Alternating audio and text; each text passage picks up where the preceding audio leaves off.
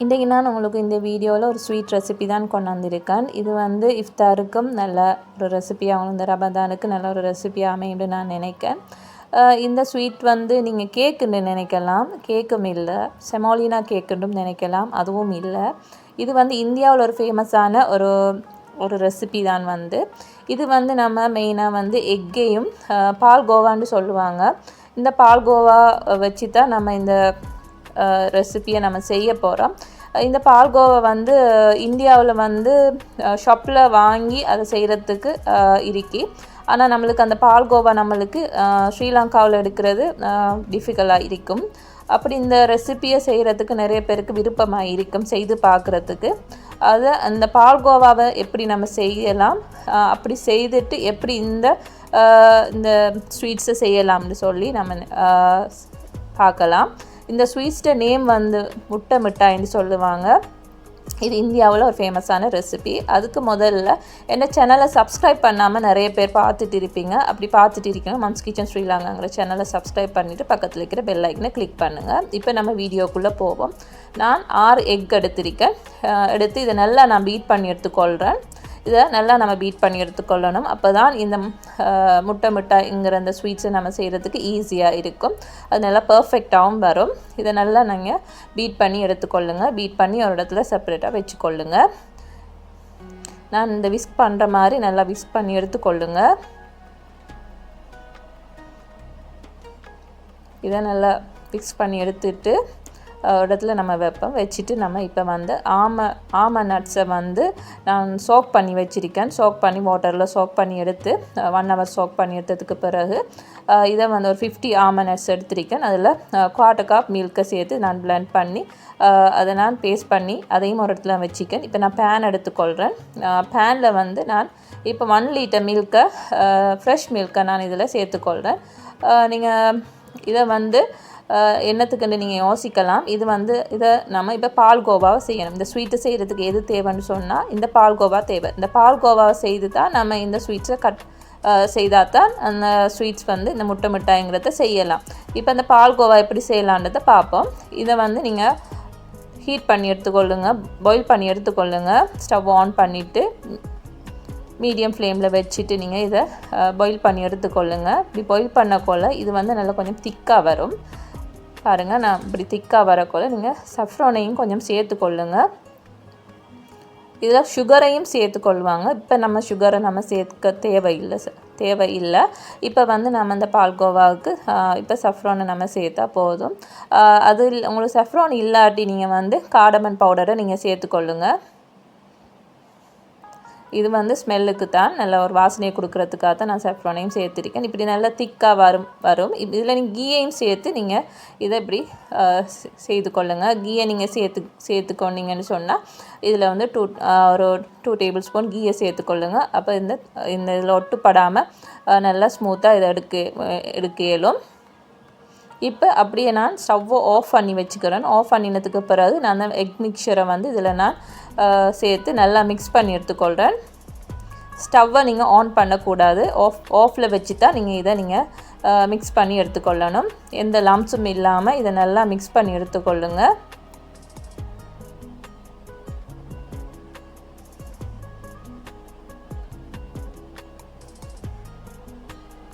இப்போ வந்து நான் ஆமண்ட் பேஸ்ட்டை நான் சேர்த்துக்கொள்கிறேன்.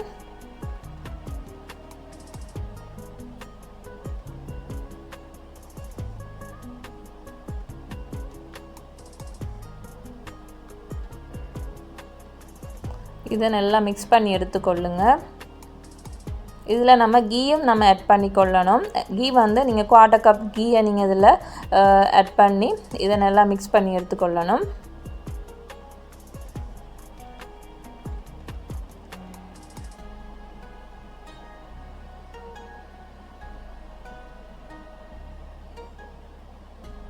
இப்படி நல்லா மிக்ஸ் பண்ணி எடுத்துக்கொள்ளுங்க.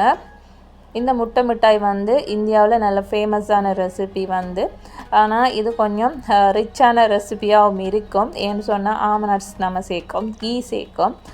அதால் வந்து இது கொஞ்சம் ரிச்சான ஒரு ஸ்வீட்ஸாக தான் இருக்கும். இது பிஸ்னஸ் ஐடியா இருக்கிறவங்களும் இதை நல்ல ஒரு காஸ்ட்டுக்கு நீங்கள் இதை நீங்கள் சேல் பண்ணலாம்.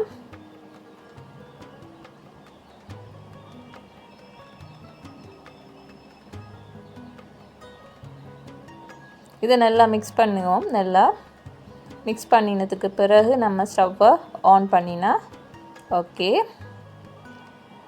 லோ ஃப்ளேமில் வச்சுட்டு நல்லா மிக்ஸ் பண்ணி எடுத்துக்கொள்ளுங்க. இப்போ நான் 1/2 கப் சுகரை நான் இதில் ஒயிட் சுகரை நான் சேர்த்துக்கொள்கிறேன். சேர்த்து நல்லா நான் மிக்ஸ் பண்ணி எடுத்துக்கொள்கிறேன். இந்த பால்கோவா வந்து இந்தியாவில் வந்து அவங்க வேறு கடையில் வந்து அவைலபிளாக இருக்கும். அதை வாங்கி அவங்க நிறைய செய்கிறேன்னு சொன்னால் அதை வாங்கி இதில் ஆட் பண்ணி தான் அவங்க செய்வாங்க. இங்கே நம்மளுக்கு பால்கோவாண்டு இங்கே நம்ம போய் தேட கஷ்டம் தானே. அதால் தான் நான் உங்களுக்கு இந்த பால்கோவா எப்படி செய்கிறன்றதை ஃபஸ்ட்டுக்கு நான் உங்களுக்கு சொல்லி தந்தேன். இதை எல்லாம் மிக்ஸ் பண்ணி எடுத்துக்கொள்ளுங்க. இப்போ நம்ம கீயையும் இதில் ஆட் பண்ணிக்கொள்ளுவோம்.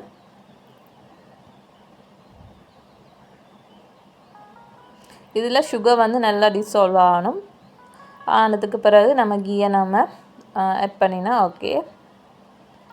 இப்போ நான் வெனிலா ஆட் பண்ணிக்கொள்கிறேன்.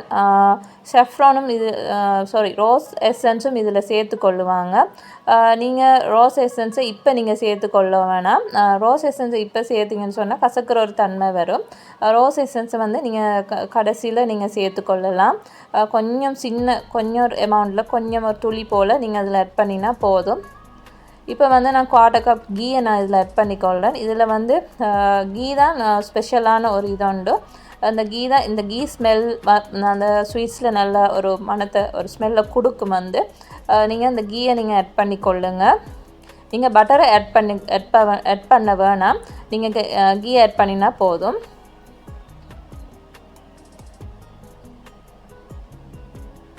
இதை நல்லா மிக்ஸ் பண்ணி எடுத்துக்கொள்ளுங்க. நல்லா கொஞ்சம் திக்காகும் வரைக்கும் நம்ம மிக்ஸ் பண்ணி எடுத்துக்கொள்ளுவோம். இந்தியாவில் வந்து இதை வந்து வடித்து எடுத்துக்கொள்ளுவாங்க. நம்ம வடிக்க வேண்டிய அவசியம் இல்லை. இதை ஏன்னு சொன்னால் நம்ம கொஞ்சம் நல்லா கரைச்சி நல்லா இதஞ்சி செஞ்சோம்டா அவங்க கூடுதலாக செய்கிறேன்னு சொன்னால் இதை வடித்து எடுத்துக்கொள்ளுவாங்க. அப்படி நம்ம வடித்து எடுக்க வேண்டிய அவசியம் தேவையில்லை. மிச்சம் மீதியாக இருந்தால் நான் கீயையும் இதில் நான் ஆட் பண்ணிக்கொள்கிறேன். இப்போ இந்த பேனில் ஒட்டாமல் இதை நல்லா நீங்கள் மிக்ஸ் பண்ணி ஒரு சைடாலே நீங்கள் மிக்ஸ் பண்ணி எடுத்துக்கொள்ளுங்க.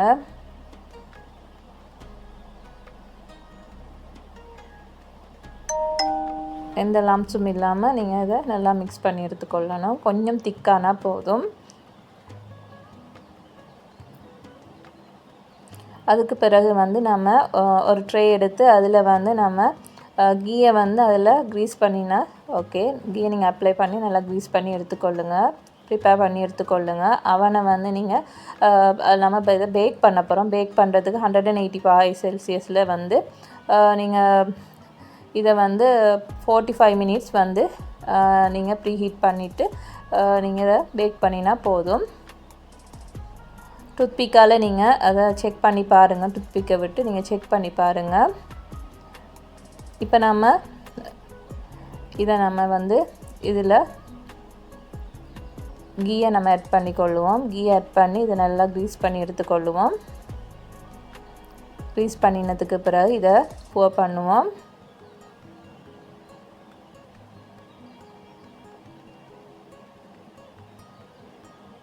இதை நம்ம இதில் ஊற்றிக்கொள்ளுவோம்.